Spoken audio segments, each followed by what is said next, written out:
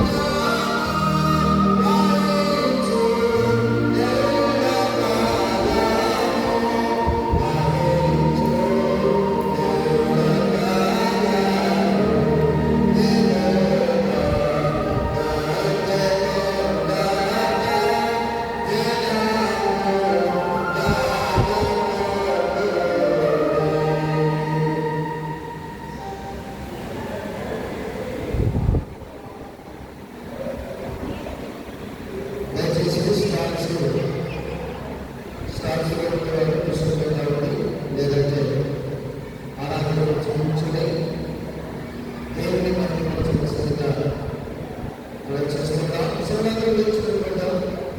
నేర్చుకుని 126వ కీర్తన ఇతర పవిత్ర లేకుండా మనం చదువుతాం. 126వ కీర్తన ఇతర పవిత్ర లేకుండా చదువుకుంటాం.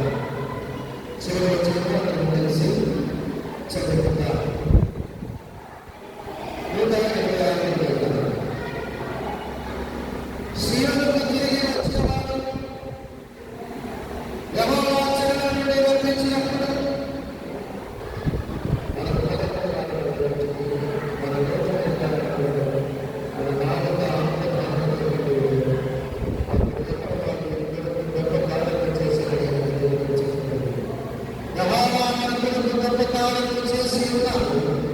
మనకు సంతోషపడుతున్నాయి.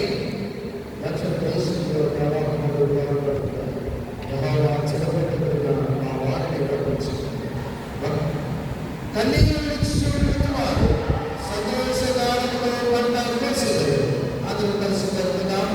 పిడికిలు విత్తనంలో చేత పట్టుకొని నేర్చుచూ పనులువాడు సంతోషగానం చేయించు పనులు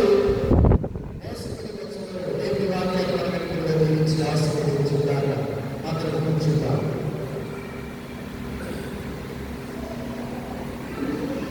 సమయంలో ప్రార్థన గణపతిలో పెద్దలు కేసీ ప్రసాద్ గారు వచ్చి ప్రార్థన చేస్తున్నారు.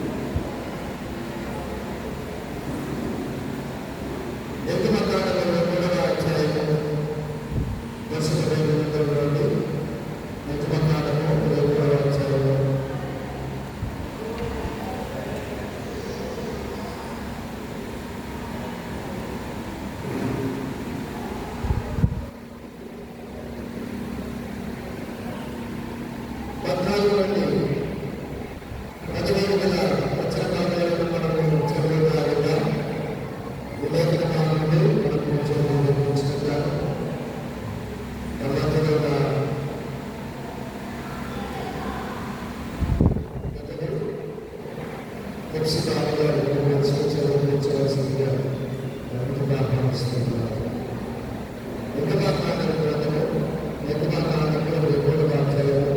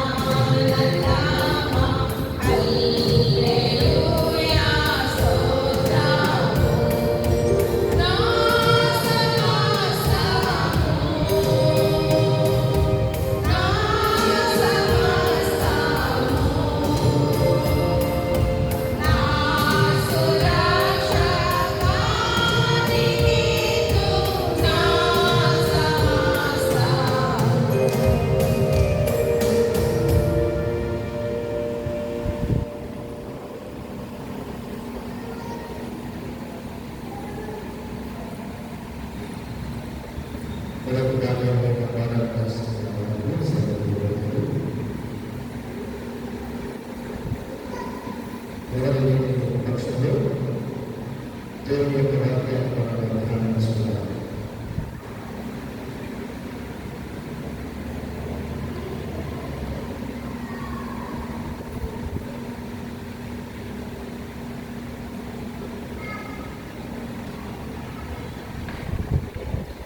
ప్రార్థన చేసుకుందాం.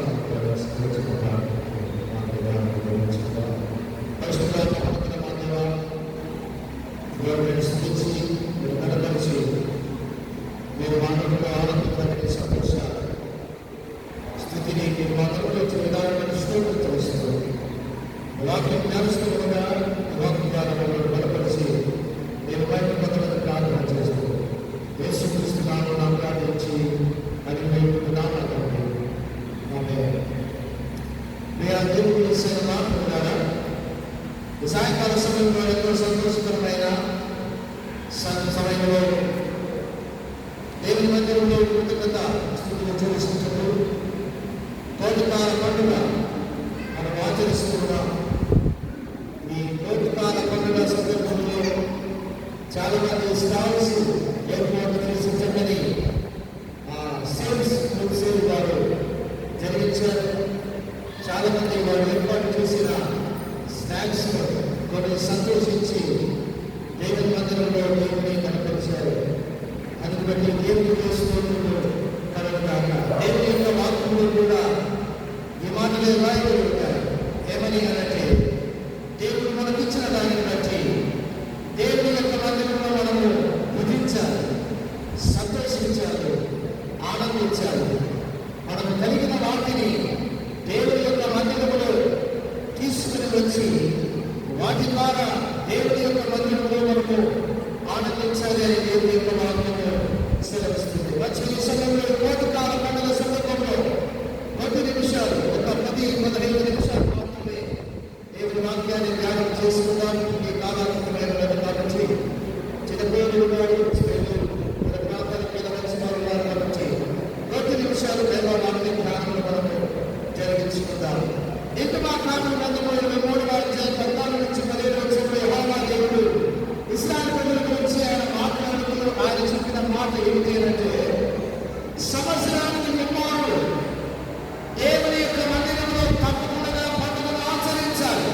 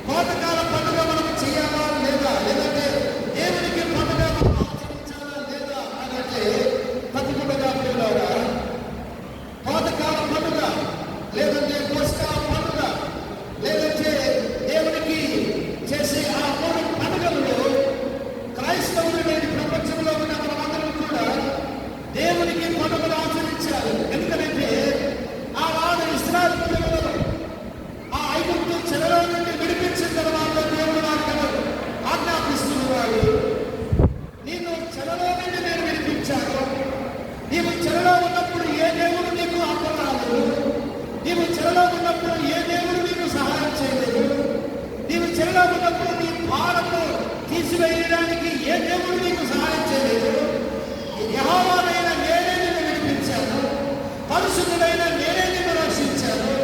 ఆకాశం నుండి దిగి వచ్చి ఐగుప్తు దేశంలో ఉండే దేవతలని వారి నీటికి తెగులుగా రప్పించి ఆ ప్రజలను హింసించి చెరలో నుండి మిమ్మల్ని విడిపించాను అని ఆనాడు ఇశ్రాయేలు ప్రజలకు బోధిస్తూ, నేను తప్ప వేరొక దేవుడు నీకు ఉండకూడదు, నేను రక్షించిన దేవుడిని నేనే, నేను కాపాడిన దేవుడిని నేనే, నేను ఆశీర్వదిస్తూ వాగ్దాన భూమిలోనికి తీసుకుని వెళ్ళే దేవుడిని నేనే, కాబట్టి మీరు నాకు పండుగ ఆచరించాలి అని దేవుడు ఇశ్రాయేలు ప్రజలతో చెబుతూ ఉన్నారు.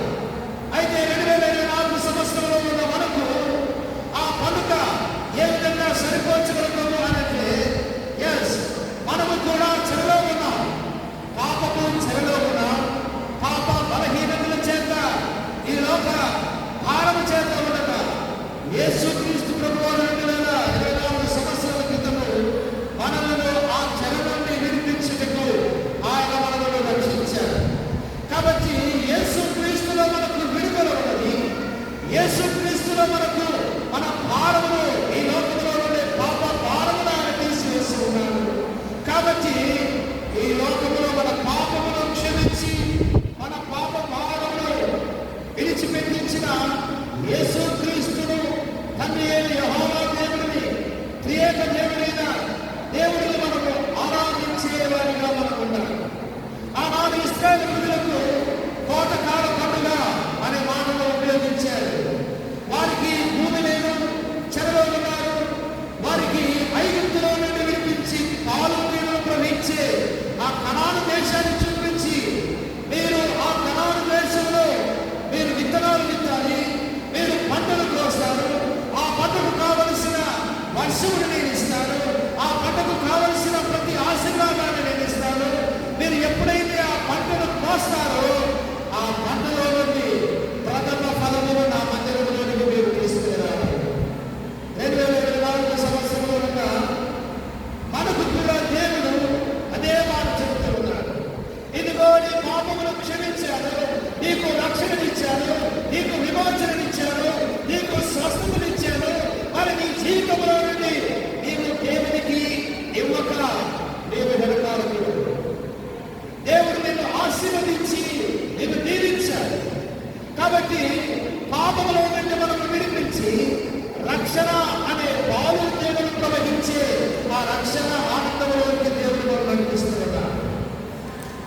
కాబట్టి ఈ సాయంకాల సమయంలో కోతకాల పండుగలో ఒక విశ్వాసిగా మన రక్షణలో మనకు సంపాదించిన ఆశీర్వాదాలను దేవుడు మనం తీసుకుంటాము. ఆనాడు కోతకాల పండుగ గురించి, భూభాగం గురించి దేవుడు మాట్లాడాడు. ఈ 2024 సంవత్సరంలో క్రైస్తవులమైన మనకు మన జీవితాల్లో ఆత్మ పట్టే పంటల గురించి ఆయన మనకు హెచ్చరిస్తున్నాడు. నీవు ఫలించావా? ఆత్మలో ఫలించావా?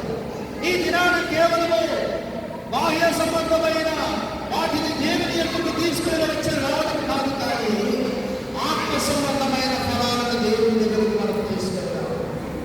క్రైస్తవులమైన మనము దేవుని సన్నిధిలో ఆత్మ ఫలములను తీసుకుని వచ్చి, ఇదిగో దేవా, నీ విశ్వాసంలో, నీ రక్షణలో నేను ఈ ఆత్మలో నేను ఫలించాను, ఈ ప్రేమలో నేను ఫలించాను, ఇదిగో దీనిలో నేను ఫలించాను, నా శరీర పాపములను జయించి, నా శరీర కోరికలను నేను జయించి, నా శరీరంలో ఉన్న ప్రతి బలహీనతలను జయించి ఆత్మీయంగా నేను పంటలు కోసి ఉన్నాను. ఇదిగో నేను ఇచ్చిన ఆశీర్వాదం అని దేవునికి మన అర్పణలను మనం తీసుకురావాలి. అది ఆత్మీయ పంట అని మేము జ్ఞాపకం చేస్తున్నా. ఉదయకాల సమయంలో 1982 సంవత్సరంలో ఈ సంఘం ప్రారంభించబడింది. కీర్తి సిబ్బందులు దేవాలయం గారు, అదేవిధంగా కొంతమంది పెద్దలు ఈ సంఘాన్ని స్థాపించారు. ఈ సంఘాన్ని ఎందుకు స్థాపించారు అంటే, ఈ సంఘానికి అనేక కుటుంబాలు అందుకట్టబడి ఫలించడానికి, ఈ సంఘానికి అందుకట్టబడి ఆత్మీయంగా దైవభక్తిలో ఫలింపబడడానికి దేవుడు ఈ సంఘాన్ని ఇచ్చారు. కాబట్టి ఈ సందర్భంలో సంఘానికి ఎవరైతే మొదటి తరాలలో ఉన్నారో వారు, వారి పిల్లలు, వారి పిల్లల పిల్లలు, ఈ మందిరంలో ఎవరైతే సువార్తను అంగీకరించి రక్షించబడ్డారో వారు, వారి కుటుంబము దేవుని యొక్క మందిరంలో కనబడాలి. అది నిజమైన కోతకాల పండుగ. నామకార్థంగా ఏదో వస్తువులు ముఖ్యంగా చేసేది కాదు కోతకాల పండుగ. ఏదో గ్రామాలలో పంటలో నుండి తీసుకుని వచ్చిన ఆ పంట ధాన్యాన్ని దేవుని ముందర పెట్టడం కాదు, ఆత్మీయంగా మన ఫలాన్ని దేవుని సన్నిధిలో మనం కనపరచాలి.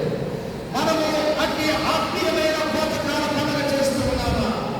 సంఘాలలో నేటి దినాలలో ఆత్మీయమైన కోతకాల పండుగ చేయడం లేదు, కానీ కేవలం శరీర సంబంధమైన పండుగలు మనం ఆచరిస్తూ ఉన్నాం. కానీ దేవుని యొక్క వాక్యంలో సెలవిస్తున్న ప్రకారము రోమీయులకు రాసిన పత్రిక 7వ అధ్యాయము 23వ వచనాన్ని మనం చదువుకుందాం. అపోస్తలుడైన పౌలు రోమీయులకు రాసిన పత్రికలో 7వ అధ్యాయము 23వ వచనంలో రాయబడిన మాటలు మనం చదువుకుందాం. వేరొక నియమము నా అవయవములో ఉన్నట్టు నాకు కనబడుచున్నది, అది నా మనస్సునందున్న ధర్మశాస్త్రముతో పోరాడుచు నా అవయవములో ఉన్న పాపము నియమములకు నన్ను చెరపట్టి లోబరుచుకొనుచున్నది. అయ్యో, నేనెంత దౌర్భాగ్యుడును! ఇట్టి మరణపు లోనకు శరీరము నుండి నన్నెవడు విడిపించును? మన ప్రభువైన యేసు క్రీస్తు ద్వారా దేవునికి కృతజ్ఞతాస్తుతులు చెల్లించుచున్నాను.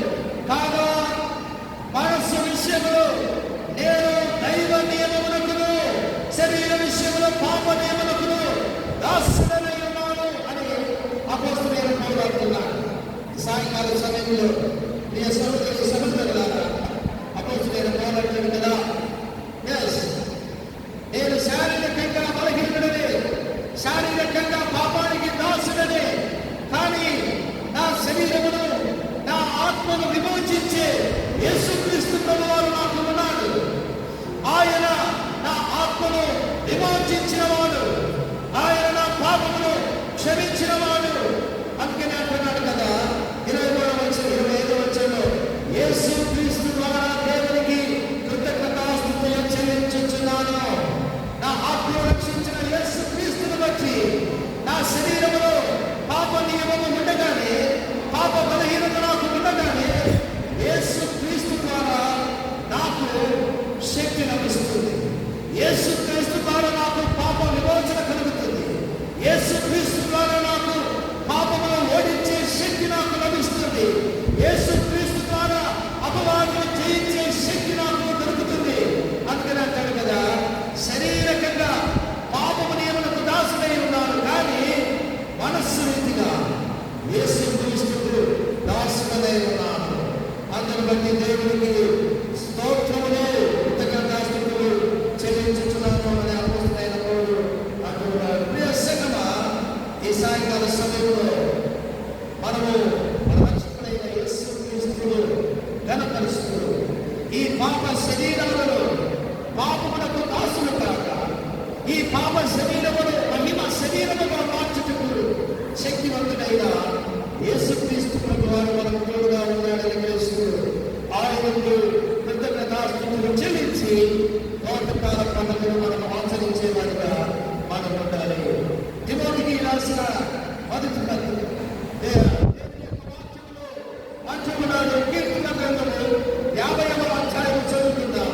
కీర్తన గ్రంథము 50వ అధ్యాయము 14వ వచనాన్ని మనం చదువుకుందాం.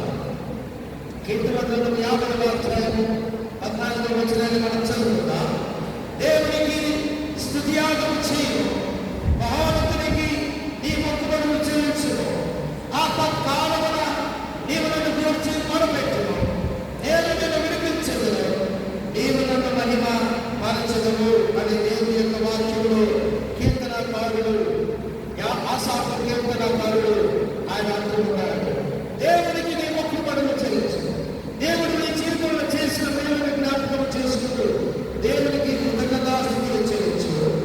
ఆపత్కాలములను ఆయనకు మొరపెట్టుము. ఆయన నిన్ను ఆనందించి నిన్ను విడిపించి నేను ఆయన మహిమపరుస్తాడని దేవుని యొక్క వాక్యంలో సెలవిస్తూ ఉన్నది. ద్వితీయోపదేశ కాండము గ్రంథంలో కూడా ద్వితీయోపదేశ కాండము 12వ అధ్యాయము 12వ వచనములో ద్వితీయోపదేశ కాండము 12వ అధ్యాయము 12వ వచనంలో రాయబడిన మాటలు మనం జ్ఞాపకం చేసుకుందాం. ద్వితీయోపదేశ కాండము 12వ అధ్యాయం 12వ వచనంలో, మీరు మీ కుమారులు మీ కుమార్తెలు మీ దాసులు మీ పనికత్తెలు మీలో బాలలను శ్వాసమైనను కొత్తక మీ ఇళ్లలో ఉండు లేవీయులు మీ దేవుడైన యెహోవా సన్నిధిని సంతోషింపవలెను. నీవు చూచిన ప్రతి స్థలమున నీ దహనబలులు అర్పించకూడని సుమి. యెహోవా నీ గోత్రములలోని ఒకదాని యందు ఏర్పరచుకున్న స్థలములలోనే నీ దహనబలులను అర్పించి నేను నీకు ఆజ్ఞాపించుచున్న సమస్తములు అక్కడనే జరిగించవలెను. దేవుడు అంటున్న మాట, దేవునికి కృతజ్ఞతాస్తుతులు చెల్లించాలి.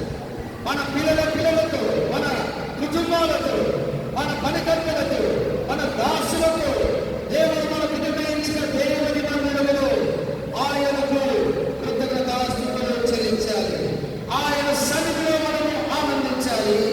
ఆయనను స్తుతించే వారిగా ఉండాలని దేవుని యొక్క వాక్యము సెలవిస్తుంది.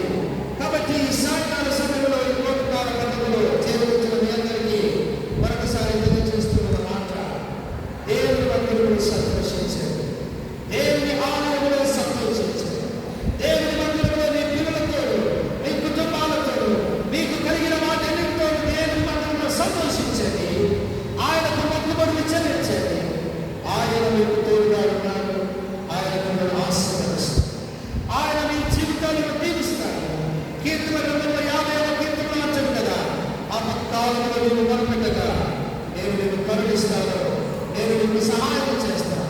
దేవుడు అలాంటి విశ్వాసకులు మన మధ్యలో ఆయన కనబరుస్తూ ఉన్నాడు.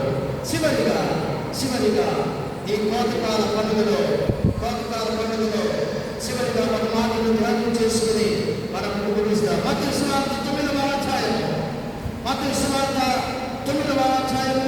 35వ వచనం చదువుకుందాం. మత్తయి సువార్త 9వ అధ్యాయం 35వ వచనం మనము చదువుకుందాం.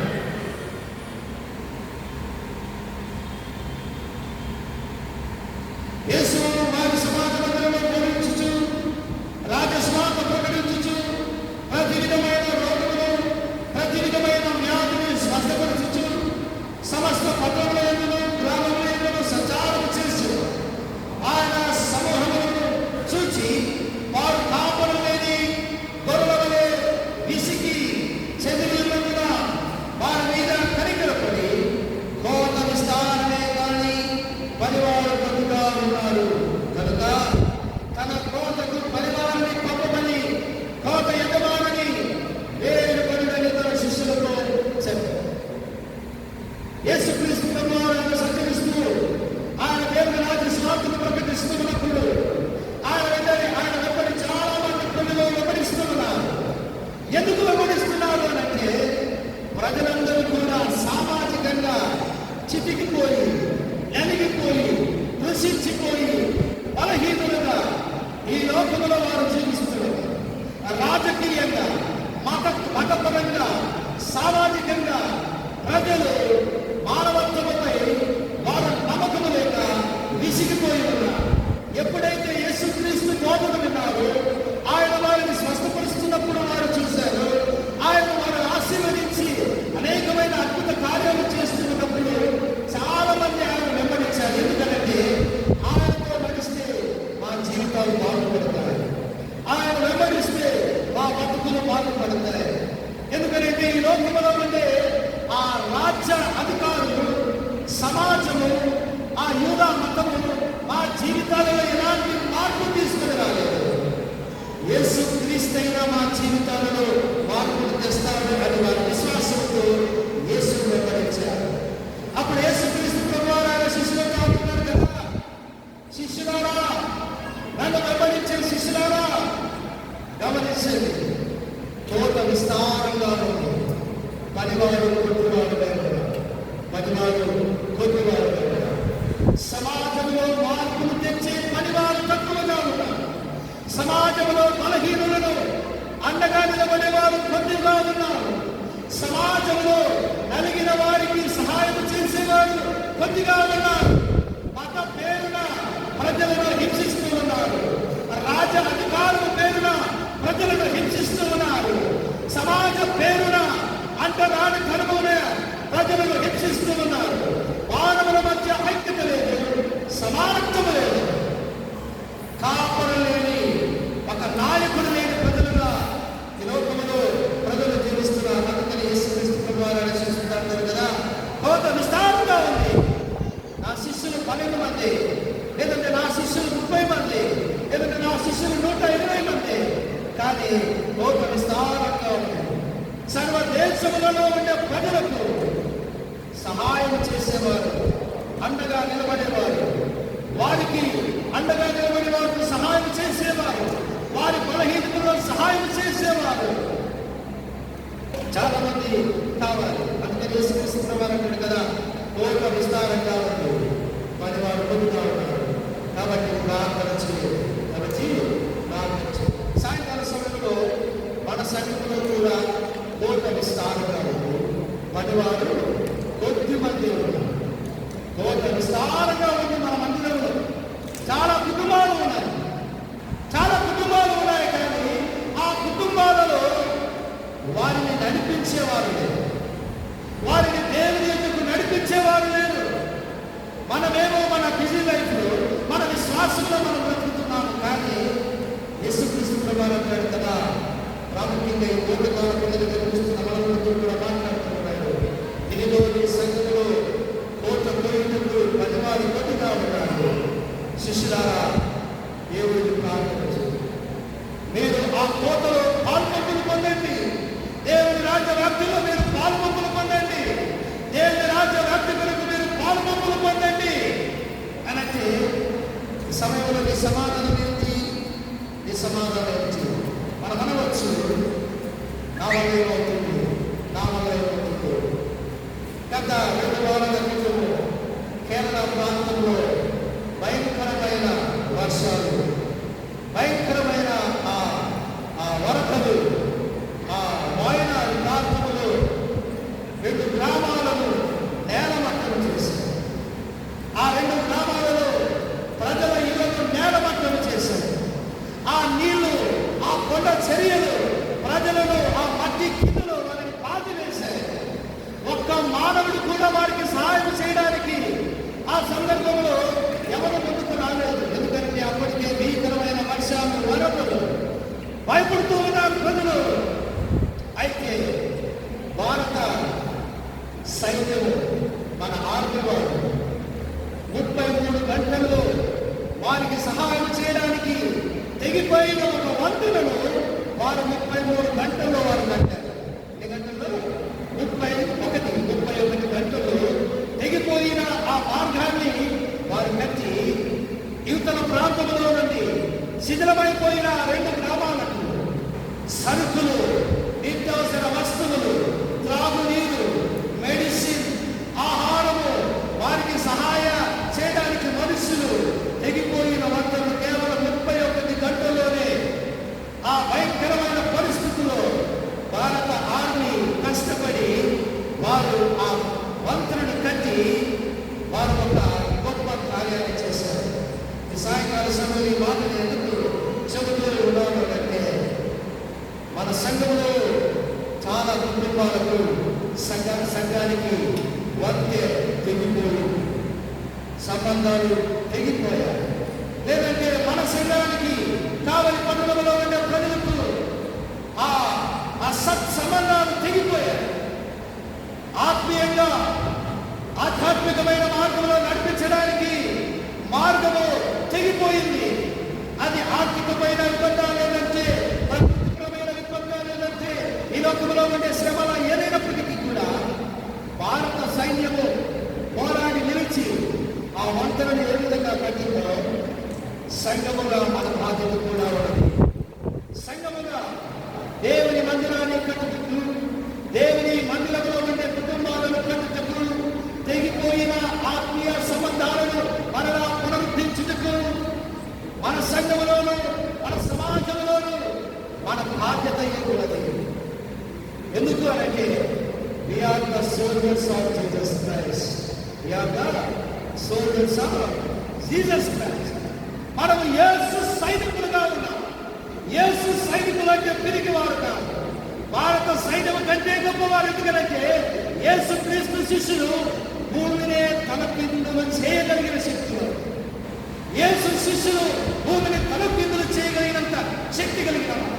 కాబట్టి సాయంకాల సమయంలో అతి శక్తి కలిగిన వారిగా ఈ కోతకాల పండుగలో మనము కోత విస్తారంగా ఉందని గ్రహిస్తూ ప్రార్థన చేద్దాం. దేవుని మందిరంలో మనమందరం కూడా దేవుని స్తుతిద్దాం, ఆరాధిస్తాం.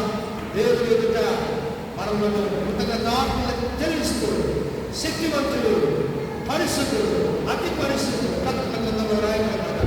పరిశుద్ధుడు పరిశుద్ధుడు పరిశుద్ధుడు అని నిత్యము తెలుగులకు సిరులకు జ్ఞానపడుతున్న దేవుడు మనకు, మన సంఘానికి తన శక్తిని, తన బలమును, తన ఆశీర్వాదమును అనుగ్రహించి దీవించి ఆశీర్వదించిన దాకా ప్రార్థన చేసుకుందాం. జన ప్రార్థన చేసుకుందాం. పరిశుద్ధుల మితబడిన వాక్యాన్ని మార్గంలో దీవించి ఆశీర్వదించి దేవా ఆ సంఘములు ఇంతవరకు కాపాడి సంరక్షించారు.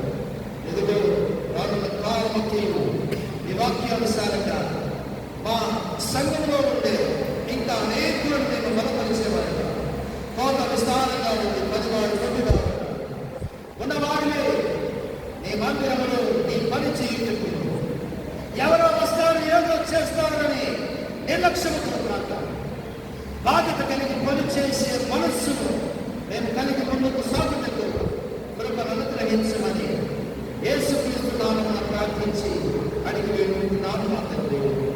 ఆమేన్. సమయంలో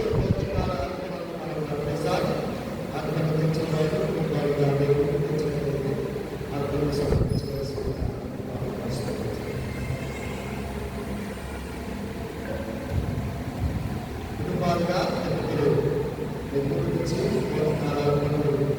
అర్పించవలసిందిగా మనం చేస్తున్నాం.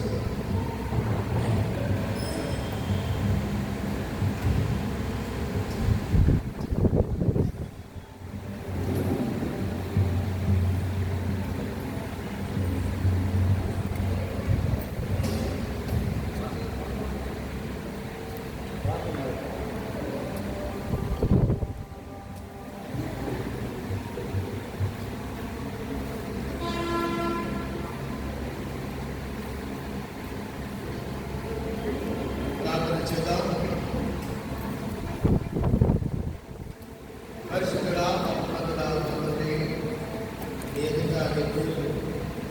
ప్రకాశ్ గారు కుటుంబాన్ని ఆశీర్వదించి కుటుంబ సభ్యులను బట్టి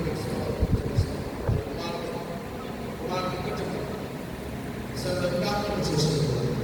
మీ సగ పరిచయాలు చెప్పు ఏది బయటపడి కలిగి మీరు గురించుకుంటూ వారిని ఆశీర్వదించండి. వారి కుటుంబంలో వారు చేస్తున్న ప్రతి పనిని నీ నామంలో సఫలపరిచి నేను వారికి రక్షణగా, వారికి తోడుగా ఒక రక్షించి కాపాడాలని ప్రార్థన చేస్తాను.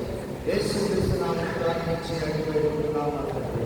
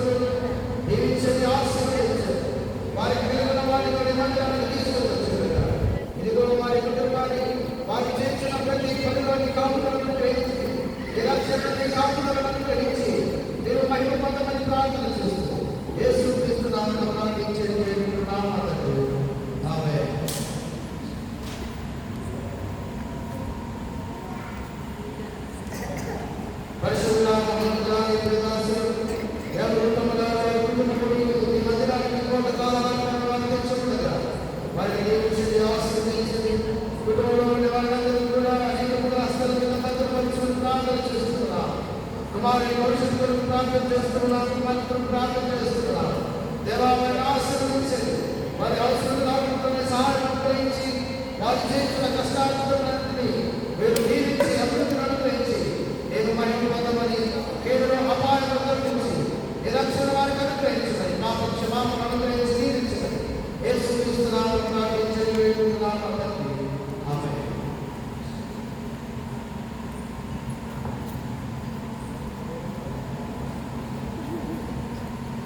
పరిశుద్ధుడా మహోన్నతుడా దేవా, నీవు ఆశీర్వదించిన నీ ప్రియ కుమారుని బిడ్డలు చేర్చుకోవాలని స్తోత్రం చేస్తున్నాను. వారికి మమ్మల్ని ఈ సన్నిధికి కోనకాలం తెచ్చి ఉండగా వారిని ఆశీర్వదించండి, దీవించండి. నీ ప్రియ కుమారుడు పడిన ఆహారంతో ఉండగా ధైర్యంగా దేవుడు స్వస్థపరచండి.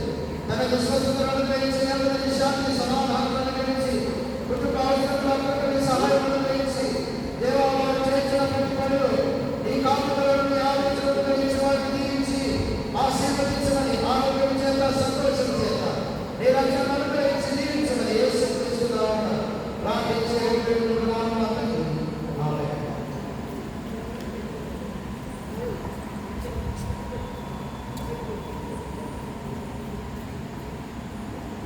సమయంలో ప్రార్థన చేస్తున్నాం.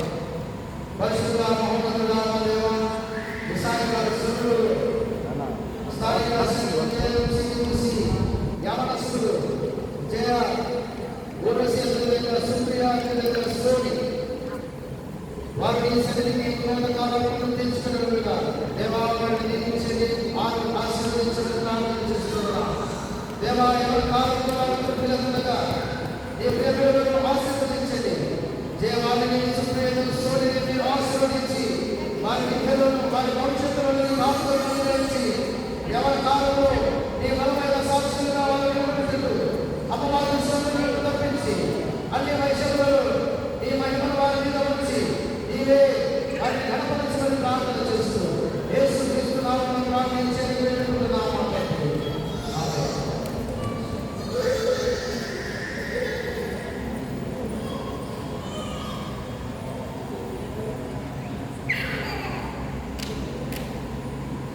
ప్రార్థన పరిశుద్ధుడా మహోన్నతుడా దేవా, ఈ సాయంకాల సమయంలో సుదర్శన్ గారు గారిని వారి కుటుంబాన్ని జ్ఞాపకం చేసుకుంటున్నాం. దేవాన్ని బిడ్డలను ఆశీర్వదించి నీవు ఇంతకాలం కాపాడి సంరక్షించావు. ఇక ముందు కూడా వారిని ఆశీర్వదించండి. ఇదిగో వారిని ఆశీర్వదించండి, కొంతకాలంగా పంపించుండగా ఇదిగో వారిని ఆశీర్వదించండి. వారి చేయగలిగితే సభకు అనుగ్రహించమని ప్రార్థన చేసుకుంటున్నాం. వారి కుమారుని ప్రార్థన చేసుకుంటున్నాం. నీకు వారికి నిరక్షణ ఈ యొక్క నీవును అనుగ్రహించి నీవు మహిమ పొందమని నిరక్షణలో వారిని నింపి నడిపించమని యేసుక్రీస్తు నామమున ప్రార్థించి వేడుకుంటున్నాము తండ్రి. ఆమేన్.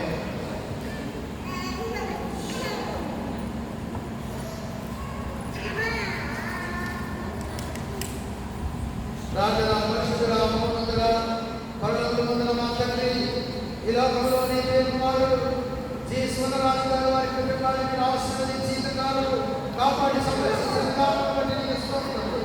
ఇదిగో ఈ కోతకాల పండుగ దినాన నీ మందిరానికి అర్పణలు తీసుకొని వచ్చి ఉండగా ఇదిగో ఈ అర్పణని స్వీకరించి వారిని దీవించమని ప్రార్థన చేస్తున్నాం. కుటుంబంలో ఉండే వారందరినీ కూడా ఆశీర్వదించని కుమారుని వారి భవిష్యత్తును మేము తీర్చిదిద్దమని ప్రార్థన చేస్తున్నాం. వారు చేయగలిగిన సఫలమవుటకు ఈ రక్షణ ఆనందము సంతోషము ఆయా ఆరోగ్యాల చేత వారిని తృప్తిపరిచి నీ మందిరంలో నిత్యము సంతోషించి కృపను అనుగ్రహించమని యేసుక్రీస్తు నామమున ప్రార్థించి వేడుకుంటున్నాము మా తండ్రి. ఆమేన్.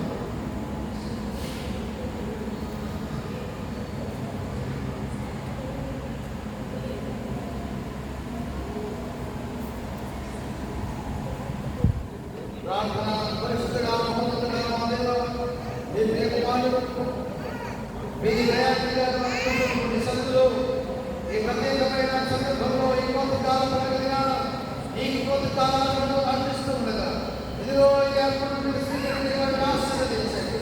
వారి కుమారుని వారి కుమార్తె కుటుంబాన్ని సన్నిధిలో జ్ఞాపకం చేసుకుంటున్నాం. కుటుంబ సభ్యులందరినీ కూడా మీరు దీవించి ఆశీర్వదించమని ప్రార్థన చేస్తున్నాం. వారు చేయగలిగిన సభలకు వారిని మీరు ఆశీర్వదించండి. నీ ప్రియ కుమారుడైన గత కాలంలో అపాయం నుండి తప్పించి సంపూర్ణమైన ఆరోగ్యం అనుగ్రహించి దేవాలయం నడిపించిన దాన్ని బట్టి నీకు స్తోత్రం చెల్లిస్తూ నీ ఆరోగ్యం, నీ శక్తిని, నీ ఆరోగ్యం, సంతోషం, నీ రక్షణను కుటుంబానికి అనుగ్రహించి నీకు మహిమ పొందమని యేసుక్రీస్తు నామమున ప్రార్థించి అడిగివేడుకుంటున్నాము ఆమేన్.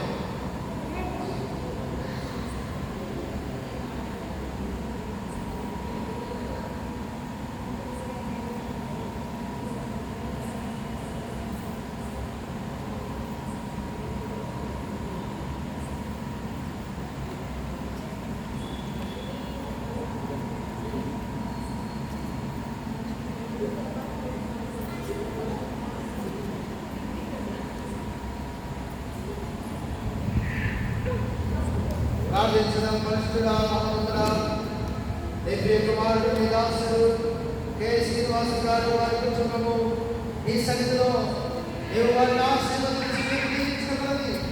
నీ సన్నిధిలో సంతోషించుటకు, ఆనందించుటకు నీ మందిరంలో చేరి వారి కుటుంబంతో నీ సంతోషించిన విధానం బట్టి నీకు స్తోత్రం. ఇదిగో వారు అర్పించిన ఈ కోతకాల పండుగ అర్పణ మీరు స్వీకరించమని ప్రార్థన చేస్తున్నావా? వారి కుటుంబాన్ని దీవించండి, ఆశీర్వదించండి. వారి కుటుంబ సభ్యులను మీరు ఆశీర్వదించి నీ మేలును వారికి అనుగ్రహించమని ప్రార్థన చేస్తున్నాను. వారు కలిగిన వాటిని ఇంకా సమృద్ధిగా వారు అనుభవించుటకు అధికమైన మేలుల చేత వారిని తృప్తిపరచమని ప్రార్థన చేయించున్నా.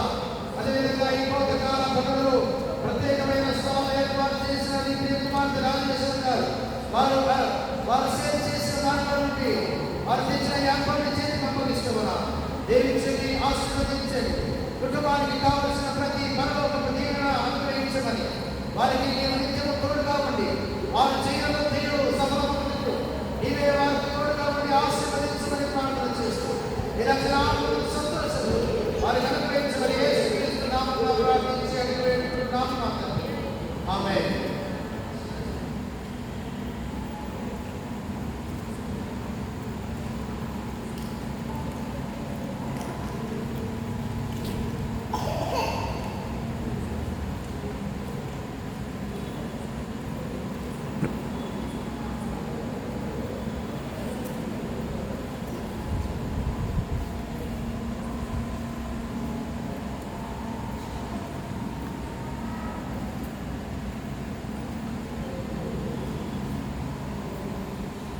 ప్రార్థించడం పరిశుద్ధుడా, మహోన్నతుడా, మందిరా నీ ప్రియ కుమారుడు యేసుక్రీస్తు గారి కుటుంబ సభ్యులతో ప్రార్థన చేయించున్నాము. ఈ కోతకాల పండుగ సందర్భంలో వారు నీ సన్నిధిలో ఆనందించారు, సంతోషించారు. నీవు వారిని ఆశీర్వదించిన కొలది నీ మందిరంలో వారు ఆనందించి సంతోషించుకున్న కృపను బట్టి నీకు స్తోత్రములు. ఇదిగో ఈ కోతకాల పండుగలకు వారు అర్పించిన ఈ కానుకలను చేసి పంపిస్తున్నా.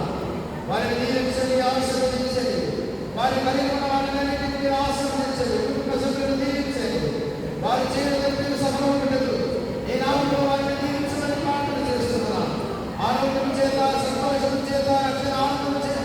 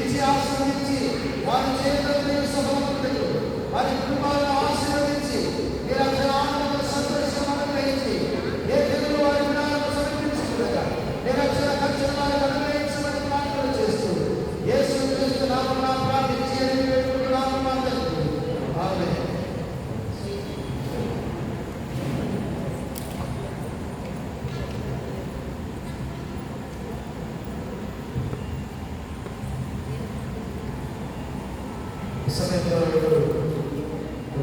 మనం గమనించుకున్నాం. ఈ కార్యక్రమాన్ని మన చివరి ప్రార్థన ప్రార్థన ఆశీర్వాద కార్యక్రమాన్ని గమనించుకున్నాం. ప్రార్థన అనంతరం ఇంకా కొన్ని స్టాల్స్లో ఇంకా స్టాఫ్ ఉంది కాబట్టి ఇంకా ఆ తిరుగుబాటు కూడా తప్పనిసరిగా మీ స్నేహితులు పనులను చేసుకుని వెళ్ళి సంఘానికి సహాయపడక రాష్ట్రంలో ఇవ్వవలసిందిగా ప్రభుత్వంగా తెలియజేస్తున్నాను.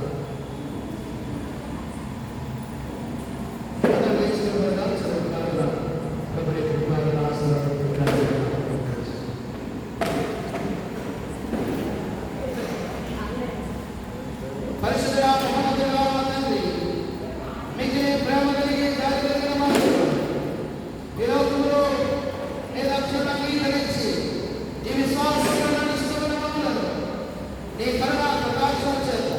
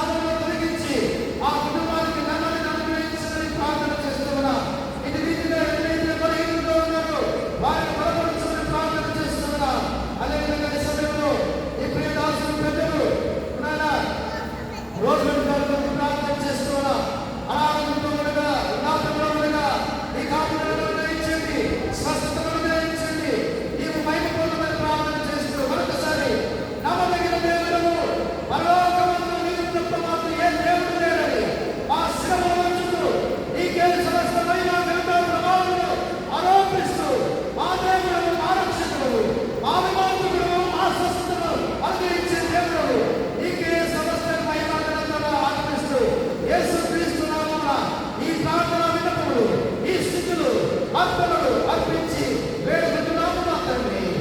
ఆమేన్. ప్రభు నేర్పిన ప్రార్థన పరలోక వందన మాత్రమే వినాలి పరిశుద్ధాత్మ రాజ్యము మాకు వచ్చేది. ఈ చిన్న పరలోక వందన వేడుకుంటున్నట్టు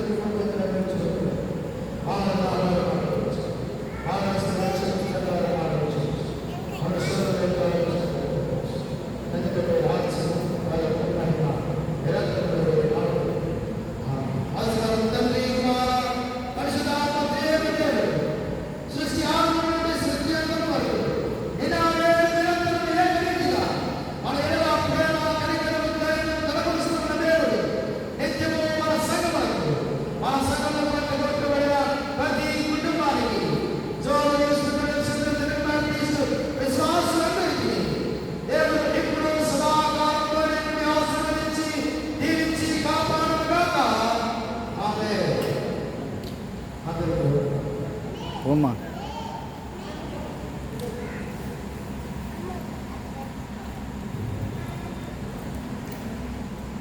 ప్రార్థన పరిశుద్ధ ఆత్మగురాలు అబ్రహాం సాధురాలు మన